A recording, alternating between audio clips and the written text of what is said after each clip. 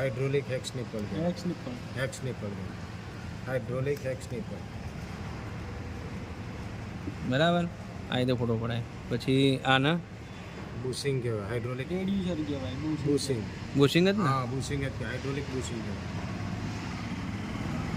આ કેટલાનું છે? 1 બાય અડધો. 1 બાય બારના આટા 12 અડધાના છે. અંદર એકનું. બરાબર. પછી આ એકનું બુશ થયું ને. હા 1.5 બાય એકનું થઈ ગયું. આ મેલ ફિમેલ છે. આ દોઢ એક મિનિટ ઉપર 1.5 બાય મેલ ફિમેલ છે. આ સાદું છે ને હાઇડ્રોલિક.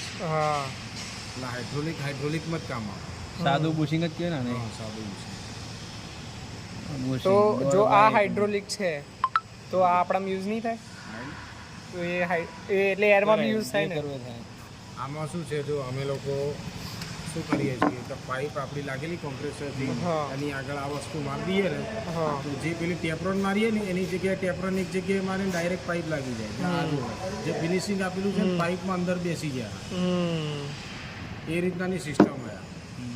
કારણ ટેપ્રોન મારવાની જરૂર નહીં પડે. આ વસ્તુ ડાયરેક્ટ અંદર પેલી આગળનો જે હાઇડ્રોલિક અહીંયા થઈ જાય અંદર ના ખાતે. અહીંયા ટેપ્રોન મારવાની જરૂર નહીં પડે. તમે ટાઈટ કરી લો ને લીકેજ ગમે તેવું બંધ થઈ જાય. બરાબર. આની અંદર આપણા ટેપ્રોન કમ્પલસરી મારી આ વસ્તુ સારી. પછી આના અડધા બાય એકનું છે ને. અડધા બાય એક જ છે ને. એક ઇંચ બરાબર. પછી આને મેલ ફિમેલ એકનું છે. 2 બાય 1 નું. 2 બાય 1 નું મેલ ફિમેલ કહેવાય ને. 2 બાય 1 નું. એ 1000 લીટર ટેન્કમાં આવે. આપણે નાખવાનું. આ જે વસ્તુ લાગે ને એ 500 લીટરની ટેન્ક. ફિલ્ટરમાં બી લાગે.